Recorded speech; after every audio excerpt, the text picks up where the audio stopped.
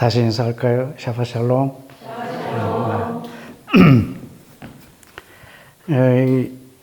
그 로마서 15장에도 사도 바울이 이방인들한테 너희는 이스라엘에게 빚진 자니라는 표현이 나와요. 그래서 너희 모든 것을 다해서 섬기는 것이 합당하다라고 표현한 부분이 있는데, 그래서 제가 이스라엘이라는 나라를 갈 때마다 빚진 마음이 있어요. 그런데 빚을 많이 졌는데 하나도 못 갚고 그 사람을 만나는 기분이 있잖아요. 그런 브레드 TV에 올 때도 그런 마음이에요. 늘 제가 빚진 것 같은 이런 걸 내가 해야 되는데 역량은 하나도 안 되고, 참 그 방송국에 계시던 분을 하나님이 어떻게 저렇게 부르셔서 이런 일을 감당하게 하시는가. 그래서 아까 우리 감독님 방에서 그냥 잡담을 좀 했는데, 감독님이 이제 환갑이 지나서 이제 후계자도 양성해야 되지 않겠냐 했는데, 저런 분 같은 분이 또 나타날 수 있을까 또 생각을 하면, 하여튼 오래 사시면 될 것 같긴 하고 주님 오실 때까지 아주 감독님이 늘 건강하셨으면 좋겠습니다.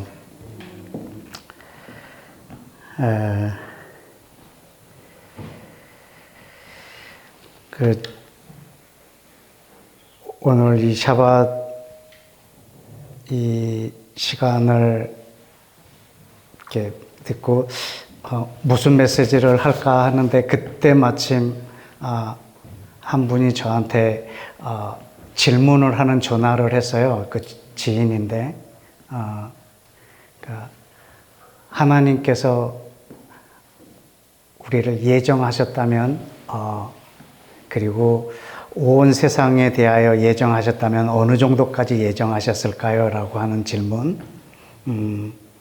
물론 신학적인 이슈도 굉장히 많고, 하지만 이제 그걸 제가 막 대답을 조금 하다 보니, 이번에 그것을 브레드 TV 샤밧 모임에 가서 좀 나눴으면 좋겠다 하는 마음으로 준비를 했습니다.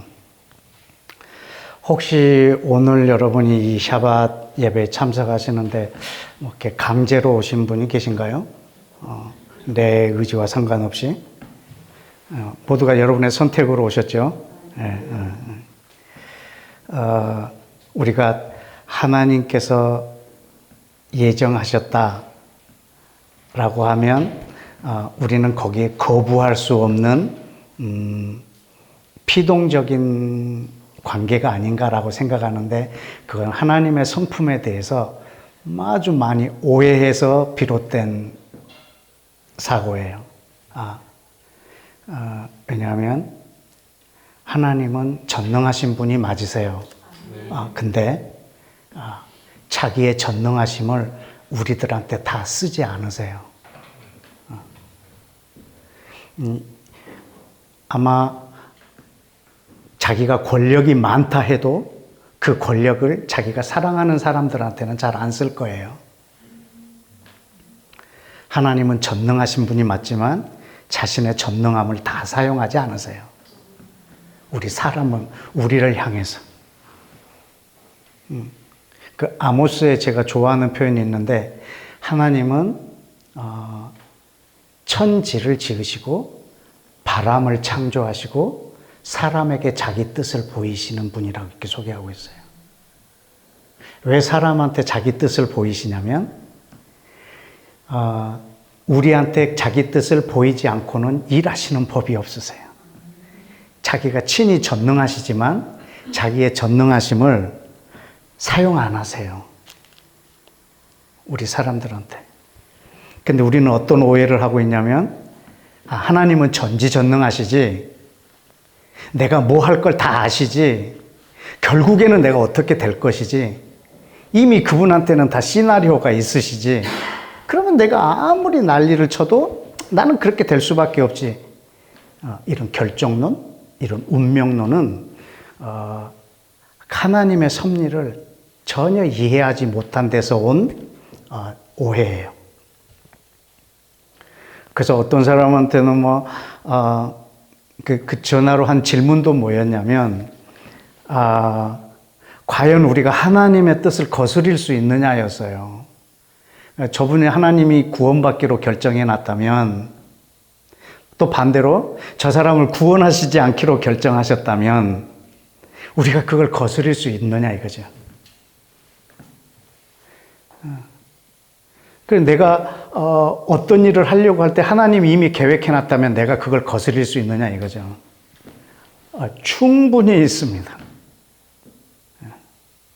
내가 이 시간 끝나고 내가 죄 짓는 곳으로 향하여 가잖아요. 하나님 그걸 막을 수가 없으세요.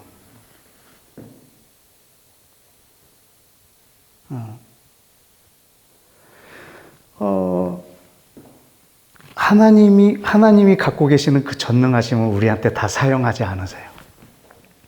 그분은 모든 것을 예정해 놓으셨지만 우리가 하나하나를 선택하기를 원하세요.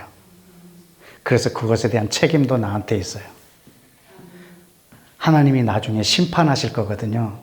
모든 것이 다 결정되어 있다면 심판은 하나님이 받으셔야 돼요. 그러나 우리의 행위로 심판을 하시거든요. 왜냐하면 우리가 모든 것을 다 선택한 거기 때문에.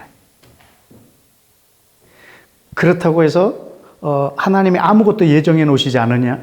아니에요. 하나님은 완벽한 것으로 우리에게 예정해 주시고 보여주셨어요. 근데 우리가 그걸 선택하기를 원하세요.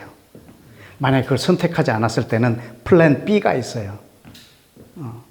그게 좀 불행한 플랜 B인데,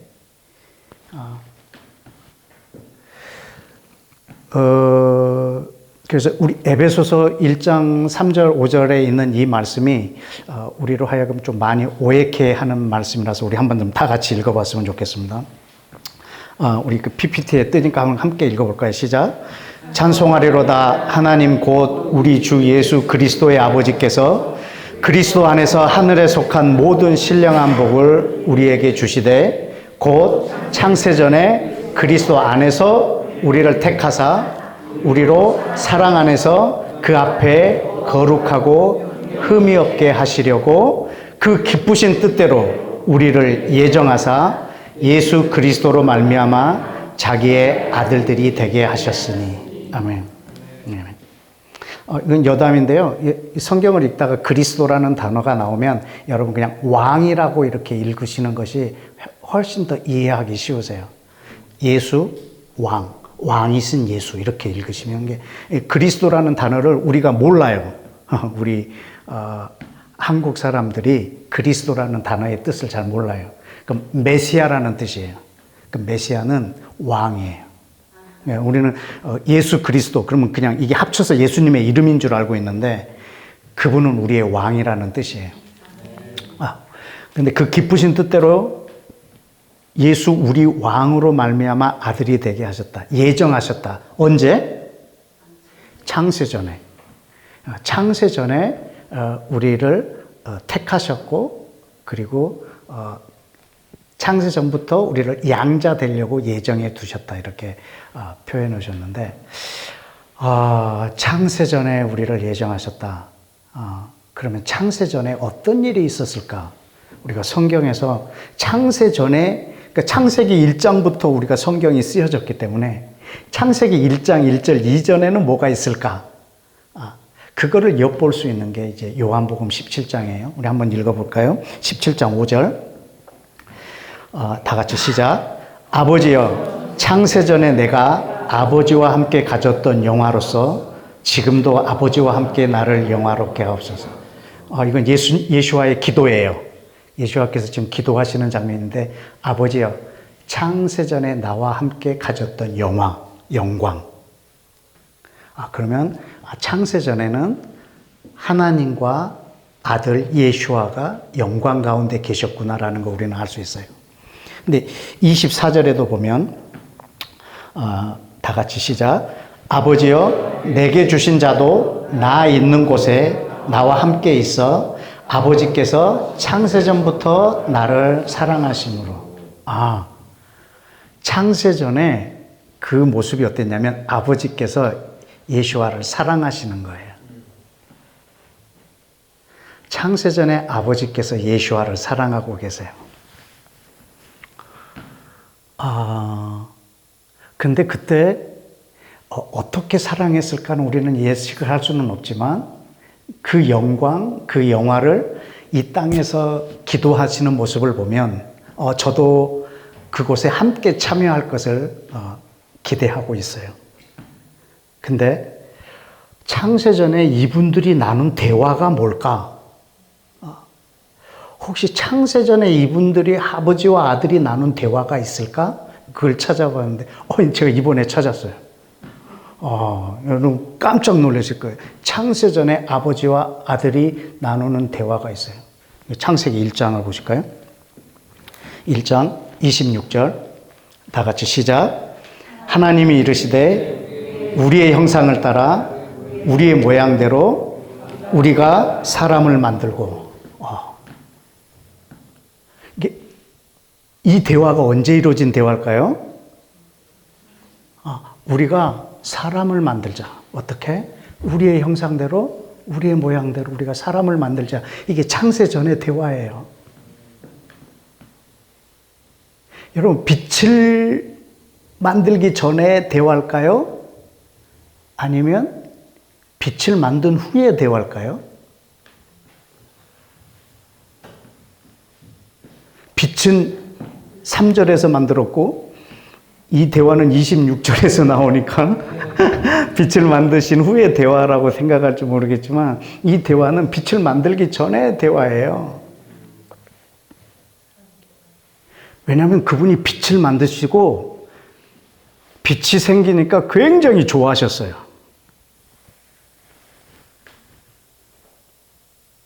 왜 좋아하셨을까요?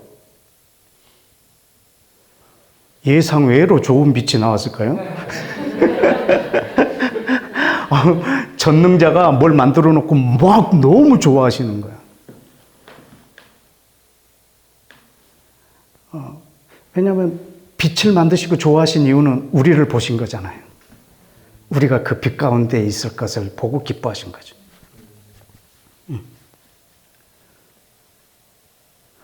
이분이 사람을 만들어서 저 사람들에게 우리가 얼마나 사랑하는지를 사람에게 보여주고 싶은 거예요. 여러분, 진짜 지옥은 어디냐면요, 천국에서 혼자 사는 거예요. 그걸 지옥이라고 해요. 천국에서 혼자 사는 거. 여러분 어디 여행 갔는데 너무 아름다워. 근데 혼자 왔어. 그 고통, 이걸 혼자 보는 거지. 누구랑 같이 볼 때 그 기쁨이 얼마나 크겠어요. 아버지와 아들의 이 창세전의 사랑이, 이 영광이 너무 커서 이걸 사람을 만들어서 저들과 함께 누리고 싶으신 거예요. 그래서 사람을 만들자라고 계획하신 거예요. 그 좋아하신 그분의 그 기쁨 안에, 기쁨도 있지만, 이분들의 대화가 계속 이어져요. 근데 이 대화는 성경에 기록이 안 돼 있어요. 이거는, 지금 제가 만든 대화예요. 근데 충분히 이 대화가 이루어졌을 것을 예상할 수 있어요. 자, 우리가 사람을 만들 건데, 어떻게 만들지? 우리랑 똑같이 만들자. 우리랑 똑같이요? 우리와 똑같이. 왜? 사랑을 나눌 거니까. 여러분하고 수준이 조금 떨어진 어떤 피조물하고 여러분이 사랑을 나눈다면, 여러분이 전능자라면 여러분하고 사랑을 나눌 만한 인격체랑 아마 사랑할 거예요. 근데 하나님은 자기보다 더 우리를 수준 낮게 만들어서 사랑하고 싶은 마음은 없으세요. 자기처럼 만들고 싶은 거예요. 그러려고 하면 선택할 수 있는 자유가 있어야 돼요. 선택할 수 없다. 그건 사랑이 아니에요. 내가 누군가를 선택할 수 있기 때문에 남녀가 만났을 때 그 사랑이 어마어마하거든요. 근데 태어났을 때부터 정해져 있는 거야. 내 아내가. 그러면 살아가는 내내 고통스러운 거죠. 내가 아무리 좋은 여자가 생겼어도 저 여자 내 여자가 아니야. 나는 결정돼 있어. 싫어도 27이 되면 저 여자랑 결혼해야 돼. 막 이렇다면 그게 사랑일까? 근데 우리에게 선택해 할 수 있는 자유를 줘. 근데 선택할 수 있는 자유를 주면 어떻게 되느냐? 어떻게 인격으로 만들까? 그래서 최고의 사랑이 선악과예요. 선악과는 하나님의 어마어마한 사랑이에요. 그냥 자기가 하나님됨을 막 이렇게 내려놓을 만큼 큰 선물이에요. 선악과가 만약에 없다, 그러면 인간은 완전히 로봇이에요. 하나님이 제 사랑하고 싶다, 사랑 고백을 듣고 싶다, 그러면 가갖고 배꼽을 꾹 누르면 I love you 뭐 이렇게 하는 경우 있잖아요. 그런 존재하고 하나님이 사랑하는 거잖아요. 그래서 선악과를 만들어 놓으신 거죠. 선택할 수 있는 자유. 근데 저걸 먹는 날에는 어떡하지? 아들아, 저걸 먹는 날에는 어떡할까, 인간이? 그러게요. 그때 하나님께서 아들에게 제안을 하세요. 그때는 우리가 사람이 되어서 저들을 다시 구원을 해줘야 될 일이 생길 거다. 그때 아들아, 네가 사람이 되어서 저들을 구원해 다오. 그때 예수아가 뭐라고 했을까요? Yes. 그 yes 하는 장면을 한번 보실래요? 베드로전서 1장 18절 시작. 너희가 알거니와 너희 조상이 물려준 헛된 행실에서 대속함을 받은 것은 은이나 금같이 없어질 것으로 된 것이 아니요 오직 흠없고 점없는 어린 양 같은 그리스도의 보배로운 피로 된 것이니라. 그는 언제부터? 창세전부터 미리 알린 바 되시니나 이 말세에 너희를 위하여 나타내신 바 되었으니. 아멘. 여러분, 그리스도의 이 피로 우리가 그 죄의 사함을 받는데 언제부터? 창세전부터 우리에게 이미 주신 바 됐다고. 근데 이 시대에 2000년 전에 나타낸 것 뿐이에요. 그럼 십자가 사건은 언제 사건일까요? 창세전 사건이에요. 그 아들을 사람에게 주시기로 결정하고 이제 사람을 만드는 거예요. 하나님한테는 계획이 있으세요. 그분은 전능하시고 그분은 만물을 지으신 분이시고 그분은 모든 것에 대하여 자기가 갖고 있는 계획이 있으세요.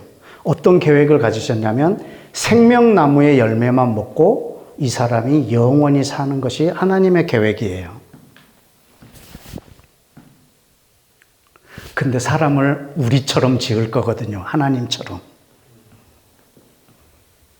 그 하나님처럼이라는 말이 선악과예요. 근데 저걸 먹는 날에는 하나님한테 대안이 있으셔야 되잖아요. 그 대안이 예수아예요.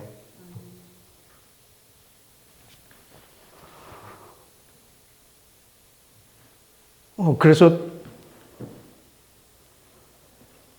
그걸 먹는 날에 예수아가 사람이 되실 거거든요. 그래서 사람을 구원해 주실 거거든요. 그래서 십자가는 창세 전의 사건이에요. 그런 하나님의 계획은 생명나무의 열매만 먹고 영원히 사는 거예요. 근데 사람은 둘 중에 하나를 선택할 수 있어요. 이게 하나님스러움이에요. 하나님은 그 선택의 의지와 자유가 있으세요. 그리고 저와 여러분에게도 선택의 자유와 의지가 있어요. 근데 하나님은 계획해 놓으셨어요. 그걸 택하길 원하세요. 근데 우리는 그걸 택하지 않을 수도 있어요. 만약에 하나님이 우리를 생명나무의 열매만 먹고 영원히 살도록 지어놨다. 그러면 뭐 이런 타락함, 에덴을 쫓겨남 이런 것도 없겠죠. 그러나 그 순간 그 사람은 하나님하고 사랑을 나눌 만한 존재가 안 돼요. 그만큼 하나님이 모험을 크게 하신 거죠.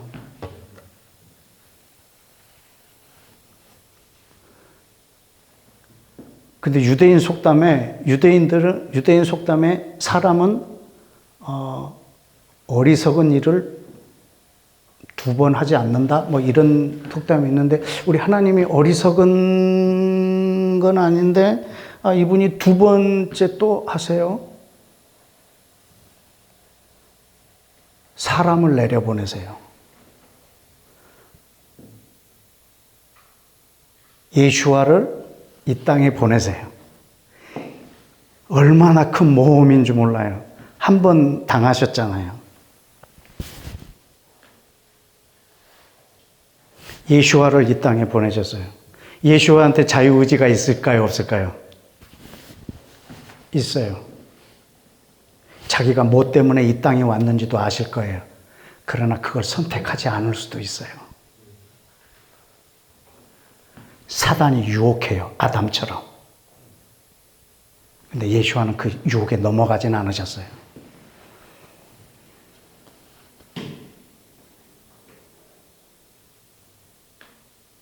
그 빌립보서 2장에 보면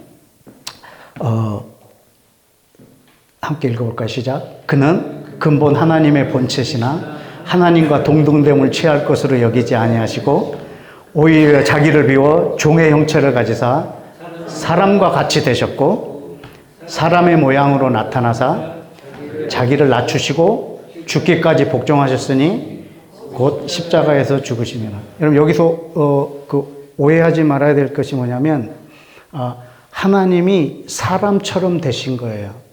우리처럼. 그러니까 우리를 지을 때 하나님처럼 지었잖아요. 하나님이 이렇게 생긴 게 아니에요. 네. 하나님은 우리를 하나님처럼 지었다는 말은 사랑할 수 있는 존재로 지었다는 말이지, 이런 모양으로 짓지 않았어요. 근데 하나님이 이런 모양으로 오세요. 하나님이 사람처럼 자기를 낮추시고 사람의 모양으로 오세요. 하나님은 이런 모양이 아니세요. 우리를 하나님처럼 지었다? 하나님이 이런 모양이다? No. 하나님처럼 지었다는 말은 하나님하고 사랑할 수 있는 존재로 만들었다는 말이에요. 근데 이분이 자기를 낮추고 사람처럼 되어서 종의 형체로 낮추고 죽기까지 뭐 하셨다고요? 복종. 선택하신 거예요. 죽기까지 복종하는 걸 선택한 거예요. 십자가에서 죽기까지 그걸 선택하신 거예요. 대단한 분이세요, 이 예수와라는 분은. 여러분, 예수와는 이 땅에서 하나님처럼 사신 분이 아니에요. 100% 사람으로 사셨어요. 그래서 이분이 대단하신 거예요. 저는 중고등부 때 수련회 가가지고요, 캠프파이어를 하면서 거기다 막 자기 죄를 태우고 할 때 막 사람들 울잖아요. 막 예수님이 내 죄 때문에 죽었다고 막 울고 그럴 때 저는 하나도 눈물이 안 났어요.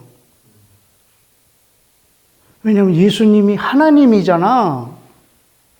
십자가에 100번 못 박아봐라. 아프지도 않아. 금방 또 살아나.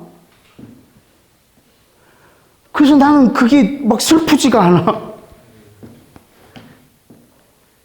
그 중고등학교 때 안 흘렸던 눈물을 29살에 한 번에 쏟아내는데요. 그분이 사람이셨다라는 거예요. 100%. 하나님이 지금 두 번째 모험을 하고 계시는 거잖아요. 얼마든지 이 예수와는 욕심. 그래도 하나님이 사람으로 왔는데 이건 아니잖아. 막 이럴 수도 있잖아. 십자가에서 내려와봐! 막 하고 막 침뱉고 이럴 때 내려가? 이씨, 막 이럴 수도 있잖아. 그걸 다 참아내시고 복종하셨단 말이죠. 그래서 이 사람을 하나님이 어떻게 만드는 줄 아세요? 그 다음 기절. 어떻게 만들죠?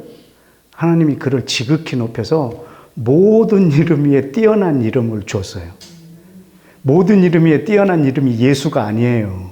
하나님의 이름이에요. 그 하나님의 이름을 다 예수한테 줘버린 거예요. 그래서 그 다음 기절.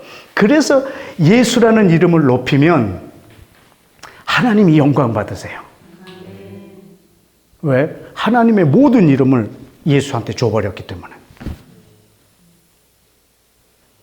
그래서 우리는 예수님을 높일 때 하나님이 영광 받으세요. 왜냐하면 하나님의 이름을 다 줘버렸거든. 이렇게 멋진 분이세요. 복종하셨거든. 이분은 선택할 수 있어요. 근데 그걸 선택 안 했어요. 복종하셨죠. 히브리서도 한번 보실까요? 히브리서 5장 시작. 그는 육체에 계실 때 자기를 죽음에서 능히 구원하실 이에게 심한 통곡과 눈물로 간구와 소원을 올렸고 그의 경건하심으로 말미암아 들으심을 얻었느니라. 그가 아들임에도 불구하고 고난을 받음으로 순종한 것을 배워서 순종을 택했다고요. 그가 하나님의 아들인데도 불구하고 그 처절한 고통을 받으시고 순종하는 것, 그걸 택하셨어요. 아들임에도 불구하고. 그리고 우리한테 지금 뭘 요구하시냐면 그 다음 기절에 온전하게 되셨은즉 자기에게 순종하는 모든 자에게 영원한 구원의 근원이 되셨어요.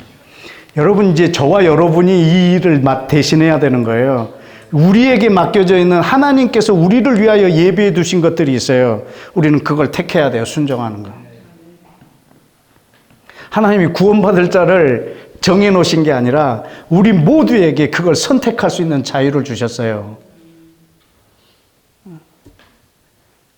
그래서 우리는 부지런히 하나님께서 예정해 놓으신 것, 예비해 놓으신 것, 우리는 그걸 빨리 알아야 돼요. 그래서 그것을 가지고 우리는 그걸 택해서 하나님이 기뻐하시는 그것을 우리는 순종하면서 살아내는 거죠. 하나님이 예정해 놓으셨다?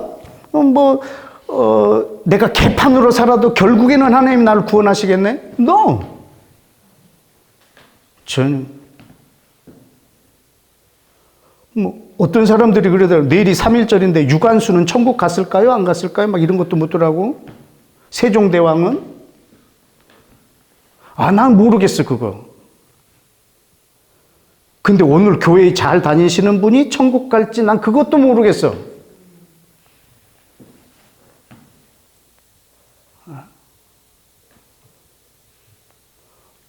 그것만 내가 의심스러운 게 아니라 많이 의심스러워. 이 샤밧인데 영 안식이 없네, 대화, 거기 메시지가, 그죠?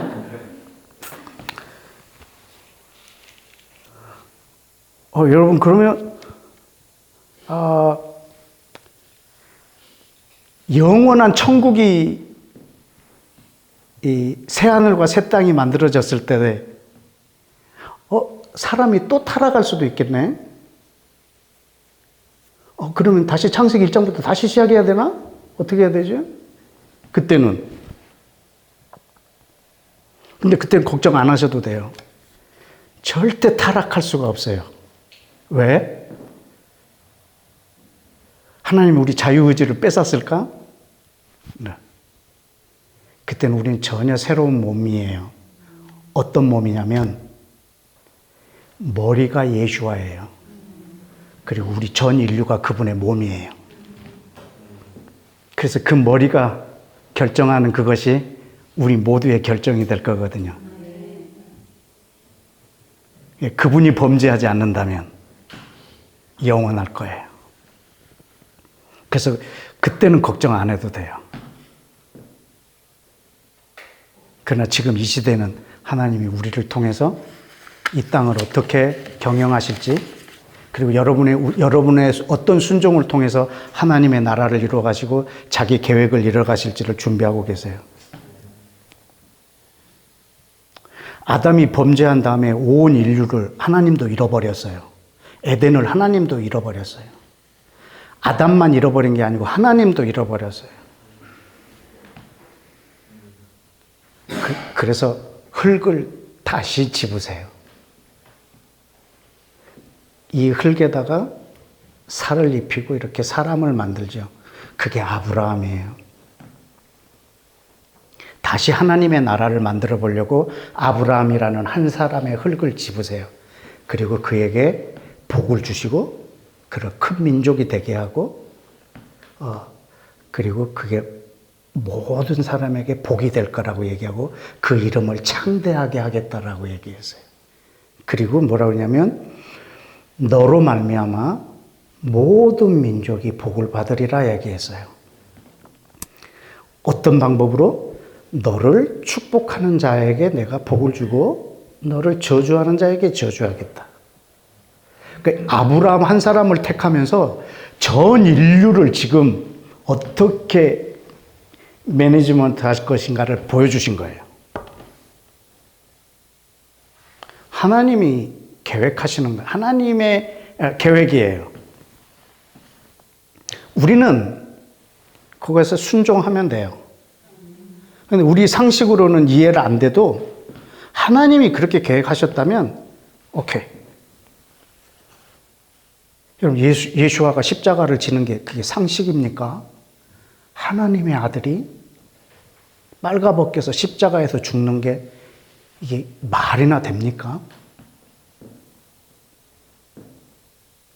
아니 이스라엘을 축복함으로 우리가 복을 누리고 저주함으로 저주를 받는다, 이게 말이 됩니까?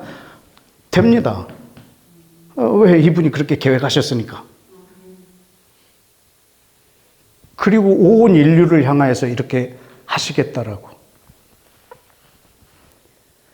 전 세계 하나님의 나라를 만들려고 아브라함이라는 한 사람을 이렇게 택했잖아요. 그리고 그 아브라함을 뭐라고 칭하냐면 창세기 17장 4절에 보면 시작. 보라, 내 언약이 너와 함께 있으니 너는 여러 민족의 아버지가 될지라. 온 열방 모든 민족의 아버지가 되겠다고. 모든 민족의 아버지. 대한민국, 아프리카에는 또 미국, 온 세계의 아버지가 되겠다고. 어떻게? 아까 그 방법을 통해서. 그래서 열방을 어떻게 하나님이 자기 나라로 만드실 거냐면 이 이스라엘이라는 이 흙을 다시 집어서 하나님의 백성으로 만들고 그다음에 열방이 이들을 축복하고 저주하는 이것으로 전 세계를 하나님이 경영하시겠다라는 거예요.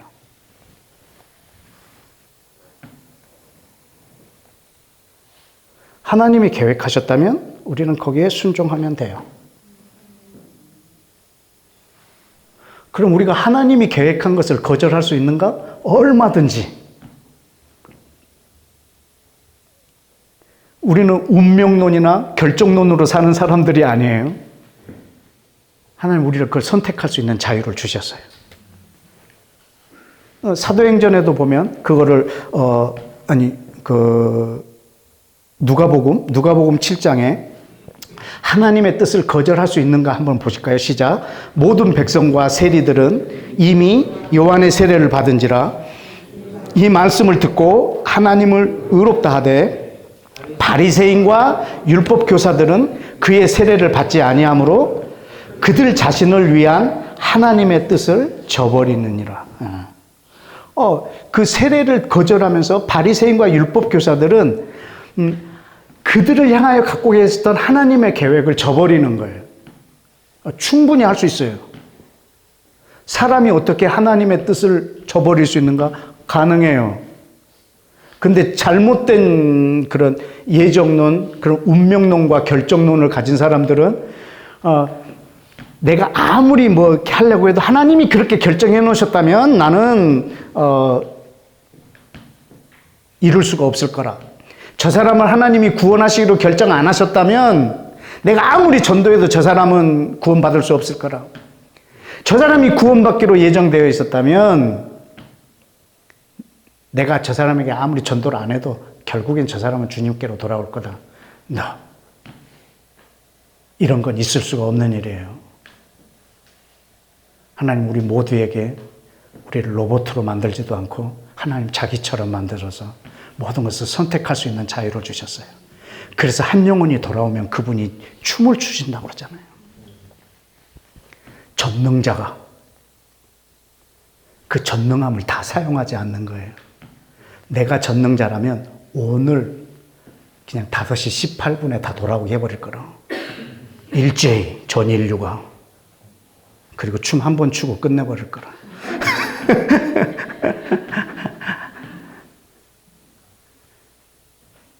근데 그분이 사랑이라는 말이죠. 우리 하나님이 사랑이세요.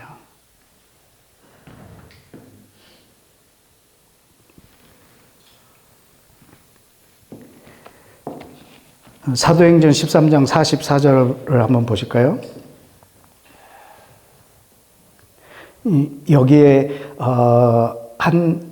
조금 이따 읽으면 한 48절 정도의 단어가 하나 나오는데 그 단어가 우리를 많이 괴롭히고 있어요. 볼까요? 44절 시작.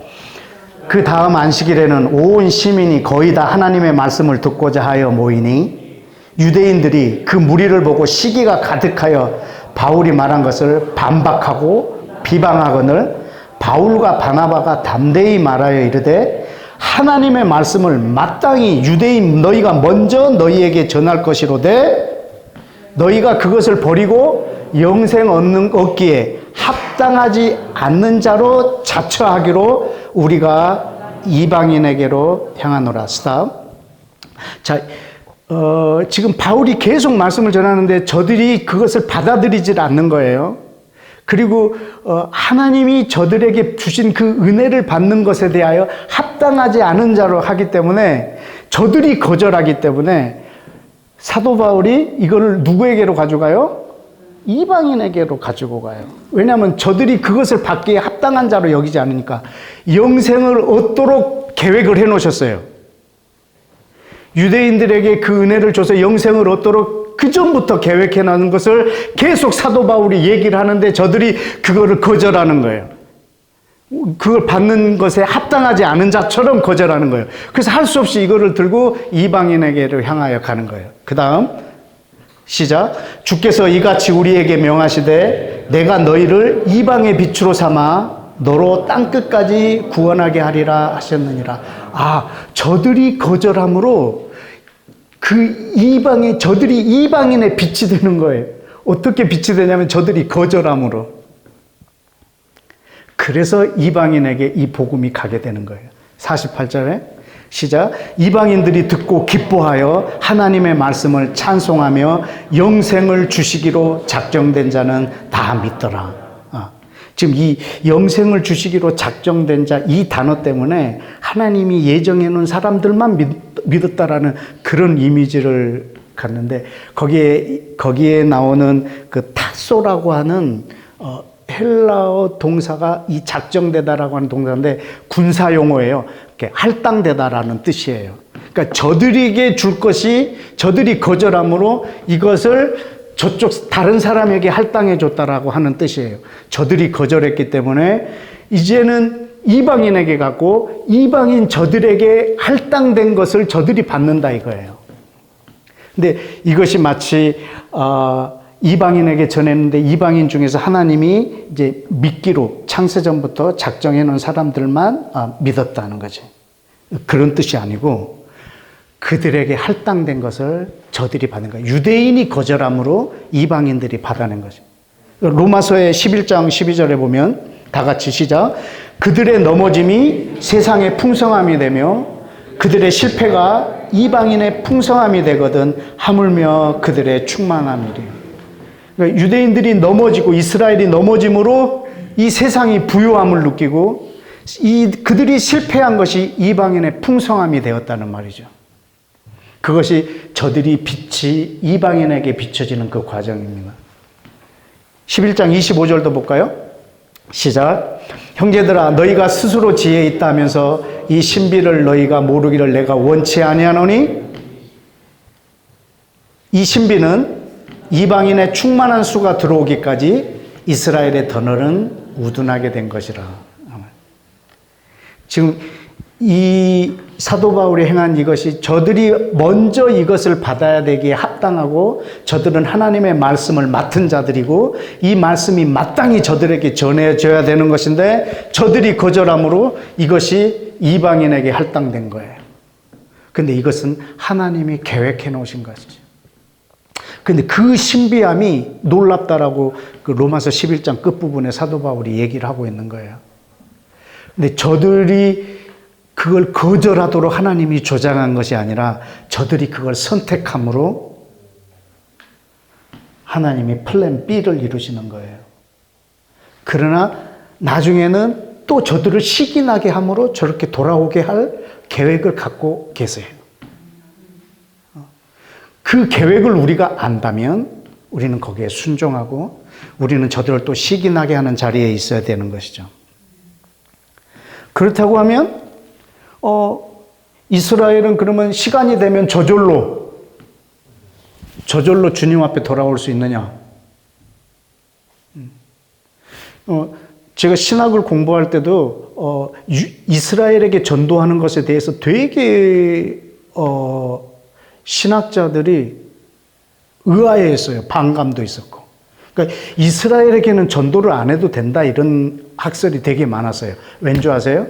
저들에게 구원을 받는 방법이 다르고 이방인이 구원을 받는 방법이 다르다라고 생각을 했어요.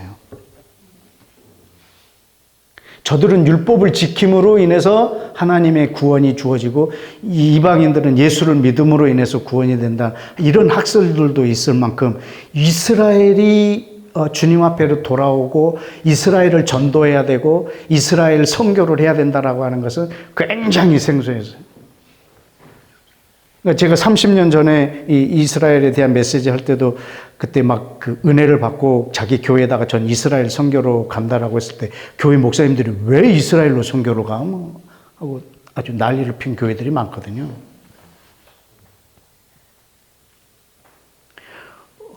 만약에 결정론, 운명론이 있다면 아마 저들은 가만히 놔둬도 이스라엘은 주님 앞으로 돌아올 거라. 아니에요. 성경에서 뭐라고 말하는지 로마서 10장을 읽어볼까요? 시작. 유대인이나 헬라인이나 차별이 없음이라 한 분이신 주께서 모든 사람의 주가 되사 그를 부르는 모든 사람에게 부요하시도다. 누구든지 주의 이름을 부르는 자는 구원을 받으리라. 그런즉 그들이 믿지 아니하는 일을 어찌 부르리요? 듣지도 못한 일을 어찌 믿으리요? 전파하는 자가 없는데 어찌 들으리요? 보내심을 받지 않았는데 어찌 전파하리요? 기록된 바 아름답도다 좋은 소식을 전하는 자들의 발이여 함과 같으니라. 아멘. 여러분 유대인들은 저절로 돌아올 거라? 아니라 저들도 들어야 된다고. 근데 누가 말하지 않는데 어떻게 듣겠느냐? 가지 않는데 어떻게 말하겠느냐? 보내지지 않았는데 어떻게 가겠느냐? 다 우리의 선택, 우리가 결정하는 그것으로 인해서 하나님의 계획이 성취된다는 거예요. 이방인도 유대인도 다. 하나님은 계획하셨지만 그 계획을 안다면 우리는 순종하는 거죠. 이 브레드 TV와 이 자리에 있는 사람과 영상을 통해서 지금 함께 이 자리에 있는 이 모든 분들이 하나님 앞에 얼마나 값진 순종을 하고 계시는지 모릅니다.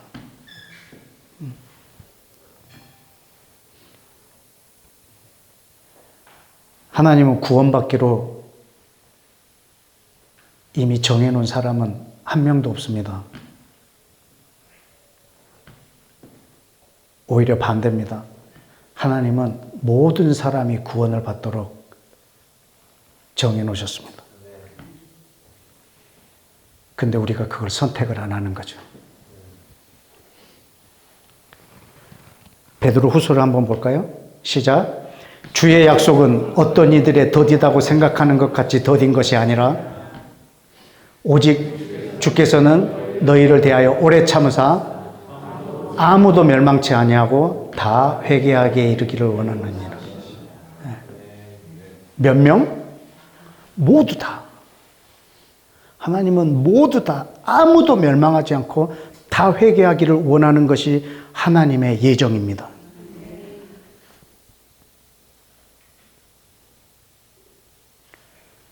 그런데 우리가 그분의 계획을 취하는 거예요. 그걸 거절한 사람은 그 하나님의 계획하심에 떨어져 나가는 거죠. 또 베드로전서에는 이런 말씀이 있습니다. 시작. 하나님은 모든 사람이 구원을 얻으며 진리에 아는 데 이르기를 원하시느니라. 몇 사람이? 모든 사람이. 하나님은 모든 사람이 구원을 받기를 원하세요. 이게 하나님의 예정이에요. 단 한 명도 구원에 제외된 사람이 없어요. 예수와께서 십자가에서 죽으실 때 몇 사람을 위해서 죽으셨을까요? 모든 사람.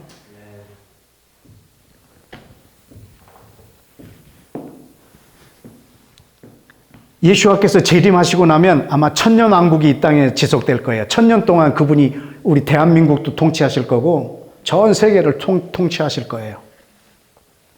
그리고 1000년이 끝나면 그때는 사단을 완전히 무적행에 넣어버리실 거고 모든 민족을 다 부활시킬 거예요. 그리고 그때 둘로 나눌 거예요. 영생과 영벌로. 그때 일어난 일인데 한번 들어보실래요? 마태복음 25장 시작. 그때 임금이 그 오른편에 있는 자들에게 이르시되 내 아버지께 복을 받을 자들이여 나와 창세로부터 너희를 위하여 예비된 나라를 상속받으라. 아멘. 언제부터 예비된? 창세부터 예비된 하나님의 나라를 상속받으라는 거예요. 오른편에 있는 사람들한테. 복받은 자들이요. 창세전부터 너희를 위하여 예비된 나라를 상속해라. 왜냐하면 이 나라는 사람을 위하여 예비된 나라예요. 몇 사람? 모든 사람. 그런데 그 사람이 거절하면 어떤 일이 벌어지냐? 다음 기절 25장 40절 시작. 임금이 대답하여 이르시되 내가 진실로 너희에게 이르노니 너희가 여기 있는 내 형제 중에 지극히 작은 자 하나에게 한 것이 곧 내게 한 것이니라 하시고 또 왼편에 있는 자들에게 이르시되 저주를 받은 자들아 나를 떠나 마귀와 그 사자들을 위하여 예비된 영원한 불에 들어가라. 아멘. 여기서 제일 중요한 단어가 나를 떠나예요. 나를 거절한 자들이에요. 내 계획을. 창세전부터 예비된 나라는 사람을 위하여 예비된 나라예요. 그리고 저 영원한 불은 누구를 위하여 예비된 거예요? 마귀와 그 사자들을 위하여 예비된 거예요. 모든 사람은 하나님의 나라에서 살도록 예비되어 있고 저 마귀와 사자들은 영원한 불에 들어가도록 예비되어 있어요.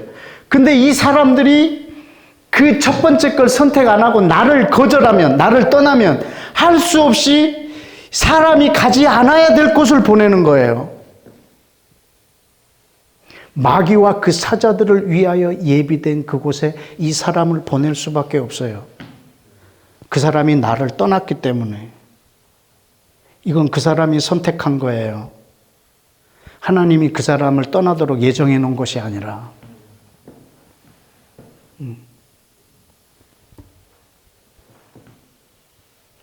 우리가 선택하는 이 모든 것들이 저는 하나님이 계획해 놓으신 것이 여러분이 선택하는 이 복이 있기를 축복합니다. 여러분 그때 여러분의 삶은 굉장히 기적적인 삶이 될 거예요. 그 이후의 모든 삶은 아주 기적적인 삶이에요.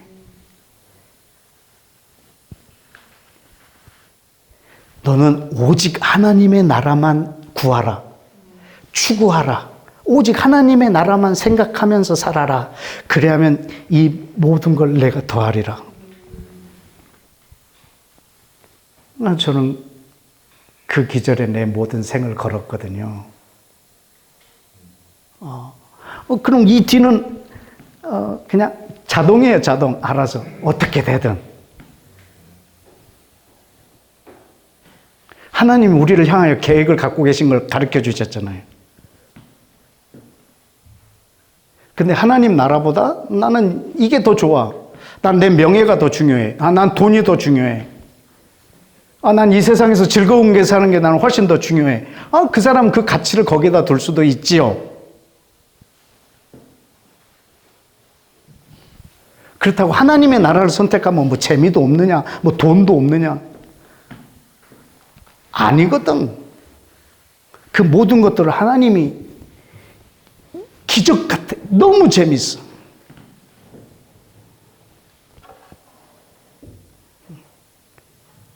하나님이 우리에게 주신 그 계획을 잡고 있으면 그 다음에 일어나는 일들은 여러분들이 세세한 것들은 그냥 선택 안 하셔도 돼요, 사실은. 저는 오늘 여기 4시에 브레드 TV의 샤반 예배 설교를 부탁을 받았어요. 약 한 달 전에 감독님하고 통화해서 결정했어요. 그리고 오늘이 됐어요. 저는 오늘 4시에 여기를 갈 거예요. 오늘 나한테 제일 중요한 시간이에요. 근데 오면서 주유소에서 기름 넣을까 말까? 이게 넣는 게 하나님의 뜻일까? 그냥 갈까? 나 이런 고민 안 해. 그냥 넣어야 돼. 넣고 이쪽으로 갈까? 고속도로로 갈까? 그냥 어디로 가야 하나님의 뜻이지? 이런 거 계획 안 해. 그냥 기도하고 내 마음대로 해, 나는. 그런데 나는 오늘 4시에 여기로 오면 돼. 뭐 어느 길로 가든, 뭐 중간에 뭘 하든. 그런 것처럼 난 내 목적한 바가 있어요. 하나님의 나라. 오직 하나님의 나라를 주고. 그 다음에 거는, 혹시 내가 잘못 선택할 수도 있어요.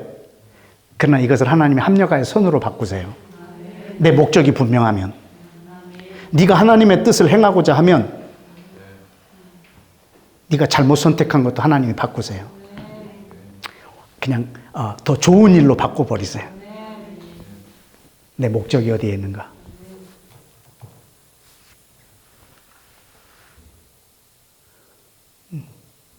하나님이 계획하신 것, 하나님이 이스라엘을 택하시고 저들을 축복하게 하고 함으로 저 둘을 하나로 만들어서 하나님이 전 세계에 하나님의 자기 나라를 만들려고 계획하셨다면 여러분 그거 선택하면 돼요. 너무나 분명하게 기록해놨는데 뭐 어떤 더 사족을 달 필요가 있어요.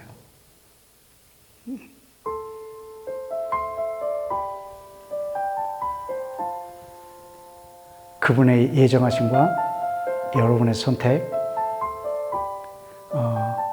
그리고 지금도 이스라엘을 향하여 메시지를 전하고 있고 선교하는 선교사님들, 그리고 전 열방에서 또 복음을 전하시는 분들 모두가 너무나 멋진 하나님의 선택을 그들에게 또 할 수 있도록 돕는 분들 모두를 다 시간에 축복합니다. 그리고 브레드 TV 여러분들을 아주 진심으로 사랑하고 존경하고 축복합니다. 이렇게 기도하겠습니다.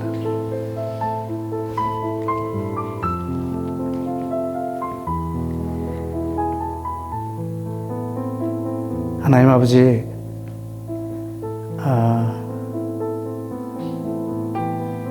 유대인들도 다 듣고 또 들음으로 믿음이 생기고 또 저들에게 전하는 자가 있어야 하고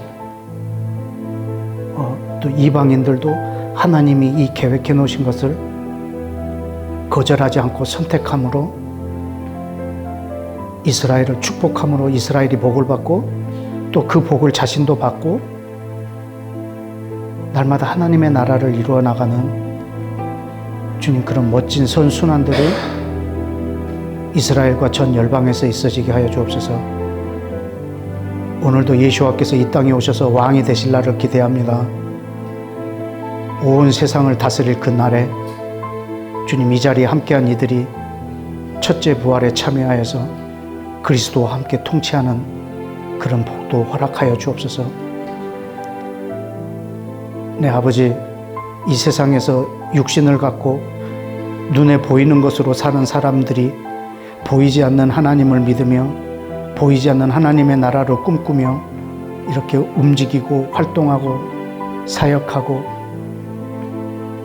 수고하는 이 모든 수고들 가운데 날마다 성령의 기름 부으심을 더하여 주셔서 주님 이것이 하나님 당신의 나라를 확장하는 데 값지게 사용되어지게 하여 주옵소서. 예수와 이름으로 기도했습니다. 아멘.